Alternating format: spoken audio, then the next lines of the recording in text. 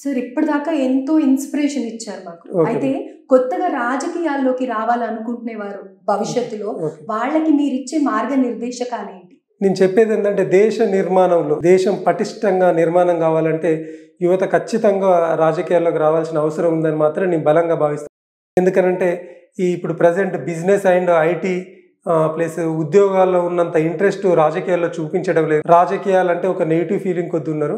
అందరూ అదే విధంగా భావిస్తే రాజకీయాలు ఇంకా రోజు రోజు అదే విధంగా దిగజారే పరిస్థితి ఉండొచ్చు. కాబట్టి సమర్థులైన యువత రాజకీయాల్లోకి రావడం అనేది చాలా ఆవశ్యకం. దేశ నిర్మాణం కొరకు అది చాలా ఆవశ్యకం. కాబట్టి ఖచ్చితంగా యువత రాజకీయాల్లోకి వస్తేనే దేశ నిర్మాణం పటిష్టంగా ఉంటుందని నేను బలంగా నమ్ముతా ఉన్నాను. సో రాజకీయాలు అంటే ఒక నెగటివ్ ఇంపాక్ట్ ఉంటుంది కాబట్టి అది అసలు కన్సిడర్ చెయ్యకండి, రాజకీయాల్లోకి రండి.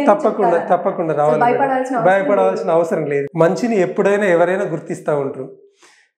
కాబట్టి మనం రాజకీయాలు వస్తే ఏదో చెడవుతుంది అదేనేం లేదు. అలానే అంటే రాజకీయాలకు వస్తే ఏదో నెగిటివ్ ఫీలింగ్ కొద్ది దూరం వెళ్తే సమస్యలను చూసి భయపడ్డట్టే. అంటే సమస్యల అల్టిమేట్గా సమస్యల పరిష్కారంకు ప్రభుత్వాల ద్వారా రాజకీయాల ద్వారానే సాధించడం జరుగుతుంది.